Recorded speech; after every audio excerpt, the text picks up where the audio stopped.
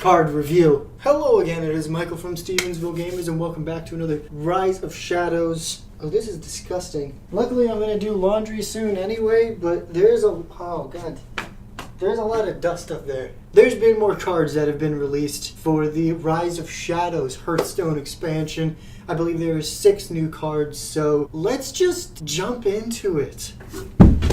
And again, Ben, say hello. Hey guys! Ben is back with us, so let's get started. So the first legendary is a 7-mana 5/5, and it is another HAGATHA. This is Swamp Queen HAGATHA, and now it's going to be interesting because we're going to have Swamp Queen HAGATHA and also the Hero HAGATHA. So I'm curious to know if they're going to have some funny dialogue lines between each other if you play Swamp Queen HAGATHA, well, HAGATHA is your hero, or if you play your hero when HAGATHA is on the board. I would really hope that Blizzard pays attention to detail still and does some sort of voice line for that. I think that would be kind of funny and kind of cool. But regardless, her battle cry, add a 5/5 horror to your hand and teach it 2 shaman spells. Now, I'm pretty sure the way that this works is you get a 5/5 to your hand, and then when you play the 5/5, then you get to discover 2 spells. I spent like 5 minutes trying to explain this and it was really dumb. Basically, you can never have 2 targeted effects. You can only get a targeted effect and a different effect, or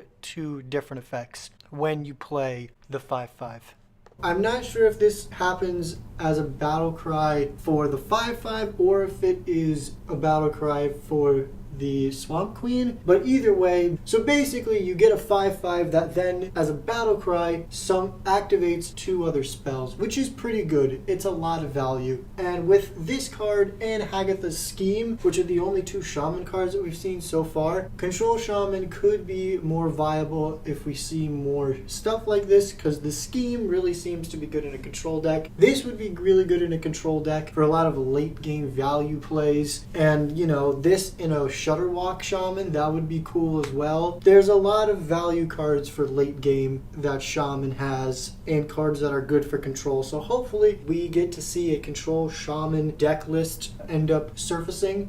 And it could be pretty cool and interesting to see that, because usually you hear about Control Warrior and Control Mages nowadays, and it's been a long time, if ever, since you've heard Control Shamans. So I think that this card could be good in a Control Shaman list, because we're seeing a lot of cards for that. And there's already some Battlecry synergy stuff that is going along with it as well, so who knows? I don't know if this is going to be super good or super meta-defined, because you're getting there's so much value for 7 mana, but the body on board is so lackluster. But I think we'll have to see. I think it's pretty good. Ben, what do you think? I think that it's going to be pretty lackluster. I don't really know if it's going to be that good, but like you said, if there's a Control Shaman list that pops up, then maybe that will be good there. But other than that, I don't really know. Yeah, I would agree a little bit, just because, you know, we don't know if a Control Shaman list is going to pop up. But if it does, I think this card's going to go into it. And because of that, I'm going to give this 3 stars. I think 3 stars for the Swamp Queen HAGATHA. She'll be really good and really good value for late game shamans if Shaman ever wants to go to the late game in this new meta. But we'll have to see. Another legendary. This time, this is the Hunter legendary, and this is called Oblivitron. It is a 6-mana 3/4, which is god-awful stats, but it is summon a mech from your hand and trigger its Death Rattle, and this just goes right into Death Rattle Hunter. There is no reason for this not to, besides the fact that it's a legendary, which means that, you know, you're gonna have to craft it. But I think this card seems pretty good in Death Rattle Hunter, which is kind of sad because I really wanted, you know, a lot of the Hunter decks to go away because I'm tired of Hunter, and I'm a Hunter player and I'm tired of it. You can get an extra trigger on a Spider Bomb. You can get an extra trigger on a Mechanical Whelp. Those are the 2 big ones that come to mind, and I think those are the only 2 that we'll see get Death Rattles triggered, unless, of course, more mechs with Death Rattles come out. But I think this is just a solid, good card to go into Death Rattle Hunter. Its stats are garbage, but nobody really cares because you're probably just going to cube it or just run it into something so it dies, and you get that extra whelp trigger or you get that extra spider bomb trigger. I think this is pretty good. It's really, really high costed is the other thing for this kind of effect. So I don't know. I would be cool if it was like 5 mana. I think this card deserves probably 4 stars. There is already a deck that exists that will want to put this in it. If we decide to keep Death Rattle Hunter in the format and it's still good, then this card just can be slotted into it, and it's still pretty good in that there's no need for anything new to be formed. Something already exists for this to go into, and because of that, I'm gonna give this 4 stars, and it's some pretty good value. Ben, do you want to take this one? Yeah, sure. This is a 0 mana costed priest spell called Lazul's Scheme, and it's an epic, and it's reduce the attack of an enemy minion by 1 until your next turn, and of course it upgrades every one of your turns that it's in your hand, like all of the other schemes. I think this card seems okay. I think it could be interesting in combination with Shadowward Pain and Forbidden Words, reducing the attack of these minions to then use targeted removal on them for cheap or free would be really, really good. I think in combination with the 2 cards I said before, it could be really good. Yeah, I agree with you definitely. I think that this could be really cool and really good in a case where you want to reduce the attack of something so then you can Forbidden Words it for cheaper, or you can take something from a high attack down to a lower attack so you can Shadowward Pain it. I think this is pretty good. It is an epic, so you're gonna have to pay your dust for it for sure. So I don't know how much the new priest cards are gonna be played along with, you know, the Shadowward Pains and all of that kind of stuff. But I think if priest ends up being decent again, I think that it'll be a very good card for hard removal. It's 0 mana as well, so you can do it at any point in time pretty easily with a combination of Lazul's Scheme and Forbidden Words, so then you don't have to waste mana before you Forbidden Words as well. So I think this is a pretty solid card in combination from what we've seen so far already, and it's just another way to create removal for yourself. So I think this card deserves 3 stars. I think this card is going to be good. It's going to see play because it's a way to create more and better ways to remove things. If you don't have that removal spell, then you're not really doing a whole lot for yourself unless you want to make trades a little bit more valuable. But I definitely would see this being used in combination with somebody else, with something else. So if you don't have that something else, it could be a dead draw for it to just sit in your hand longer. And because it's sitting in your hand longer, it is getting more powerful though. So it's not terrible, but you're going to need other components to it. So I think that this gets 3 stars. Moving on to the next card, it is a 1 mana warrior spell at the common slot called Improve Morale. The art's pretty fucked, so don't look, Ben. This is really weird. Here, turn around for this. Ben, you can set this one out. This is really bad art because there is literally like a pig tasering another pig, so you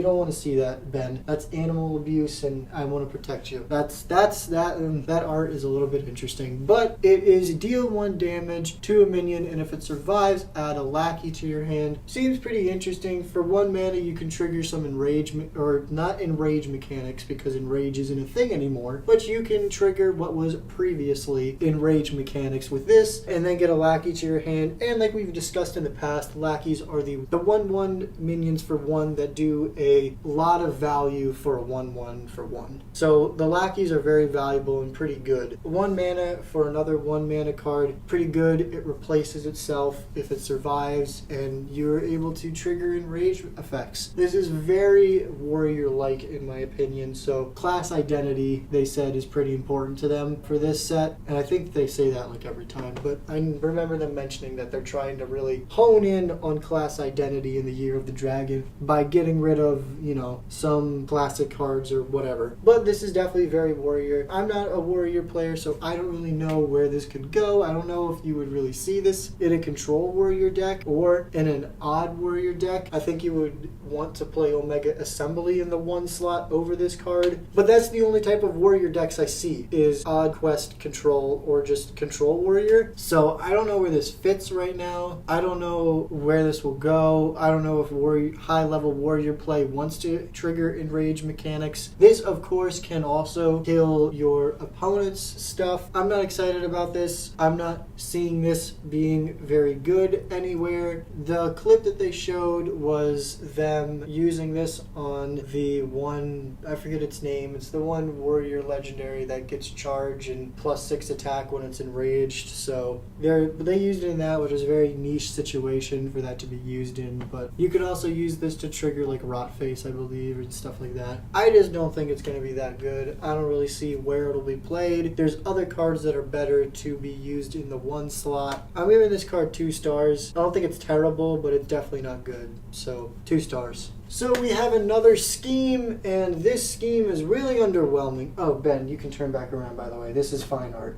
This is good.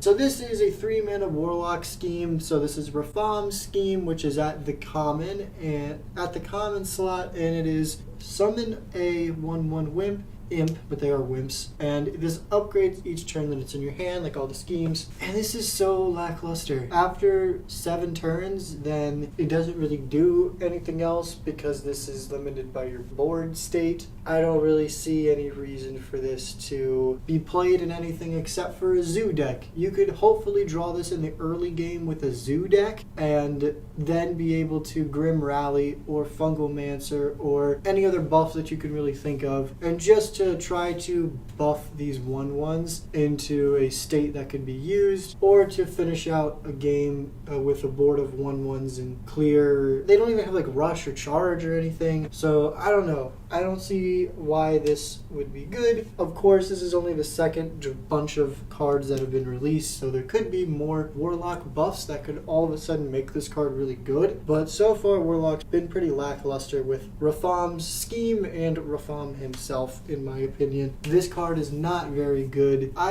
It's not very good. There is situations and potential for it to be good. Like I said, you could Grim Rally one of them. You could Fungalmancer a couple of them. I don't know. It doesn't seem that great, and it requires a lot of cards in addition to this card to be good, but you do get to fill up your board with 1/1s, or you can fill up 5 of your board with 1/1s, or you can just summon a 1/1 for 3 mana, which is terrible. I don't know. I don't know where this will be used. I'm giving this 3 stars in hopes that we will see more buffing spells, but there is a space for this somewhere in a zoo deck, potentially if you're on a budget, because it is a common. But other than that, I don't see where it could be played, so 3 stars. And the last card for this announcement, it is a 4-mana 4/5 mech for the warrior class, and it's an epic. It is called Omega Devastator Battle Cry. If you have 10 mana crystals, deal 10 damage to a minion, and that is fantastic. I will not make this mistake again. Crowd Roaster, I said, was bad, and Crowd Roasters turned out to be pretty good. I will not make that mistake again. This is a 4-mana card that can easily be put into Control Warrior to get rid of some high-powered minions on your opponent's board. That doesn't waste your Shield Slam, that doesn't waste your Reckless Flurries and kind of stuff like that. So I think that this card could definitely see play, especially with Omega Assembly. If you could get an Omega Devastator off of a Omega Assembly, that would be fantastic. Or you can hopefully get some magnetic stuff to attach to your Omega Devastator from the Omega Assembly. I think that this card makes Control Warrior even better. Again, like Omegas, like we talked about before, if it's not on turn 10, it doesn't get its effect. Therefore, it's just a 4-mana 4/5, and nobody ever wants to do that. Nobody ever wants to play an Omega for tempo, and if you do, it feels absolutely terrible because you want that really good effect. So if you have to do it, it's gonna suck. So normal Omega downfalls for this card, but I'm not gonna really hold it too much against it. I said Crowd Roaster was gonna be bad, and that was 7 damage. This is 10 damage for cheaper, and you're gonna, with Control Warrior, you're gonna get to turn 10 anyway. So the Omega almost doesn't matter to a Control Warrior, and that's where I think this will go. So I'm saying 4 stars. This is gonna be really good. Crowd Roaster sees play at 7 mana, and this is gonna see even more play at 4 mana. Even though it is a warrior card and Crowd Roaster is a neutral card, which I understand the distinction of, so neutral is going to get more play. But if you're running a control warrior deck, I think you're going to want to run Omega Devastator as another removal option. On top of another removal option, you can maybe discover some magnetic mechs to make this even better minion down the line when you Omega Assembly as well. So I think this is pretty cool, pretty good. A lot of people are saying this was the art for Omega Defender that was repurposed, which is also pretty cool. 4 stars for Omega Defender for sure. This card looks cool and this card looks good, and it makes me a little bit excited for Warrior, even though it's probably like my least favorite class. So that does it for this card review. If you liked, leave a like. Join me in the Discord, Twitter, Facebook, and Instagram. Check all that stuff out in the description down below. Come talk to me in the Discord about these new cards. And also leave comments what you think about these new cards. Am I right? Am I wrong? Did I miss something? Did I not think of something that makes these cards good? Please tell me in the comments down below. I want to know. I want to get excited for every single card. So tell me reasons why I'm wrong that these cards are bad. Or tell me reasons why Michael, that card is not going to be good, you dumb idiot, and tell me why is that as well. If you want to support me monetarily as well, there are links in the description for merch and Patreon if you want to join me. So there's that as well. But other than that, make sure you guys keep the all-year spirit with you, because Michael from StevensvilleGamers is going to be signing off now, along with Ben. Say goodbye, Ben. Bye! Alrighty, thank you for your input this time. We'll see you next time. So, oh yeah!